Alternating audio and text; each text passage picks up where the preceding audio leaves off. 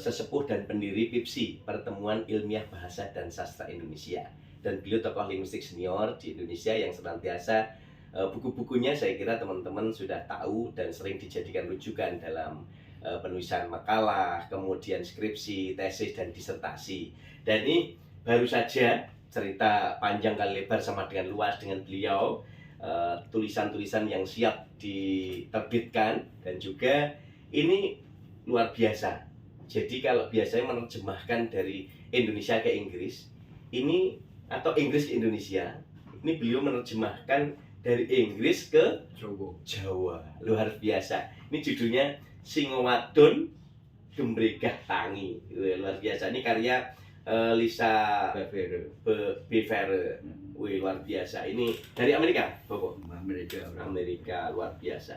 Jadi teman-teman kebadan luar biasa. Ini Bobo Sudaryanto ini betul-betul pencerah bidang linguistik yang tentu saja teman-teman bisa melihat yang terbaik ketika karya-karya beliau. Sehingga saya akan minta beliau berbagi pesan untuk teman-teman dalam menulis ilmiah.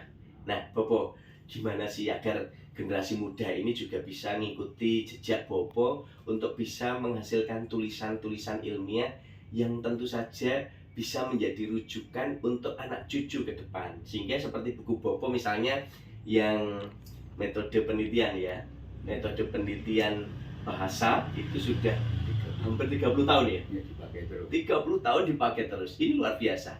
Seperti apa sih Bobo teknik menulis buku ilmiah yang betul-betul menjadi rujukan gitu? Ya, terima kasih Mas Romadi. Saya tidak akan cerita mengenai segi-segi teknis, ora iso begitu. Tetapi ada prinsip yang memang harus dipegangi.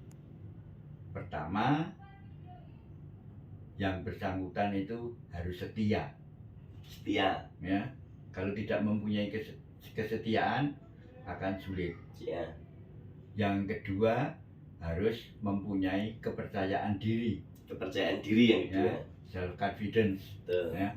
Kalau nggak punya kepercayaan diri, ya lalu nggak berani menulis, membaca ya ingah-ingih. Ya. Maksud saya begini, kalau orang tidak mempunyai kepercayaan diri, itu ada dua kemungkinan. Membaca langsung mengikuti, entah isinya apa, asal itu tulisan orang besar atau dari luar, langsung diikuti. Lalu itu namanya dia lalu menjadi pengikut yang membuta. Lalu menulis dengan menyertakan kutipan-kutipan dari buku tersebut dengan bangganya meskipun sok-sok tidak mengerti. Tetapi yang kedua, kemungkinan melihat langsung menolak. Jadi dibaca saja tidak, sudah menolak.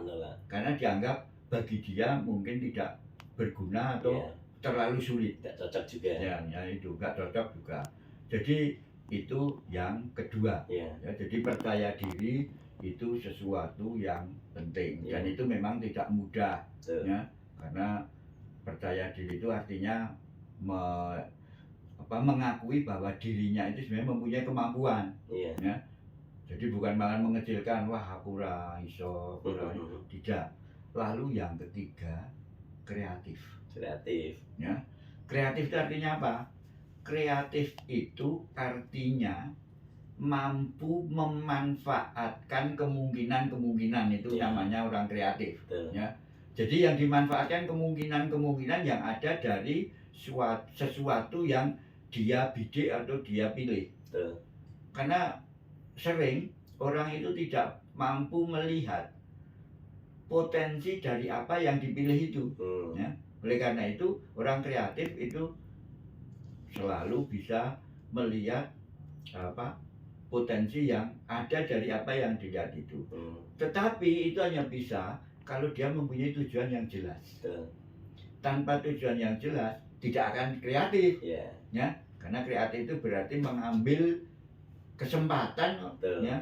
Orang hanya bisa mengambil kesempatan, tahu ada kesempatan kalau ada tujuan yang jelas. Kalau tidak ada tujuan yang jelas, ada kesempatan ya berlalu karena tidak tahu.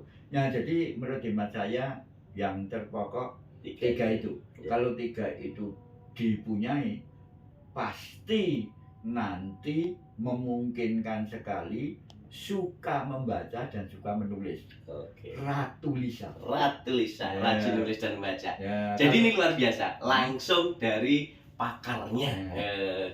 jadi saya kira perlu diperhatikan. Betul. Itu. Jadi untuk bisa suka membaca dan menulis, ya punya 3 itu. Betul. Ya. Jadi prinsipnya teman-teman kehebat luar biasa komunitas Ratu Lisa di seluruh Indonesia. Jadi kalau kita lihat apa yang disampaikan Bobo Daryanto tadi menjadi salah satu pilar, 3 pilar utama untuk bisa menulis ilmiah itu setia membaca dan menulis. Ini menjadi komitmen kita karena tanpa membaca dan menulis kita juga tidak memiliki pemahaman lebih atau terutama setia pada ilmunya. Nah, setia pada ilmu yang ditekuninya. Ya. Nah, sehingga posisi ini akan menjadi salah satu pemantik untuk terus belajar dan membelajarkan diri pada bidang keilmuan yang ditekuni. Yang kedua, percaya diri. Nah, percaya diri ini terus harus dilakukan untuk mendukung semua komponen ketercapaian yang bisa dimanfaatkan. Yang ketiga, kreatif. Nah, kreatif ini selaras dengan keterampilan abad 21 yang tentu saja menjadi kewajiban bagi multi generasi NKRI untuk paham dan memahami tentang keterampilan abad 21 dan menguasai 6 literasi dasar. Jadi prinsipnya apa yang disampaikan oleh Bobo Daryanto ini tadi hampir 5 SKS kalau dikuliahkan gitu ya. Jadi luar biasa. Nanti suatu saat kita akan kemas dalam bentuk kuliah pakar. Insya Allah nanti Adopsi akan memfasilitasi untuk kuliah pakar karena banyak ilmu yang ternyata saya gali banyak yang belum diketahui oleh masyarakat bahasa dan sastra Indonesia, sehingga akan sangat memiliki ruang untuk berbagi dan tentu ini sangat bermanfaat untuk multi generasi NKRI khususnya bahasa dan sastra Indonesia. Terima kasih Bobo Daryanto, semoga tetap sehat semangat dan kunci utama beliau ini selalu muda dan selalu tersenyum 228 2 cm ke kiri 2 cm kanan dan 8 detik mengembang. Terima kasih, sukses luar biasa. Karena apa? Senyum itu sehat dan menyehatkan. Luar biasa, senyum itu sehat dan menyehatkan. Terima kasih.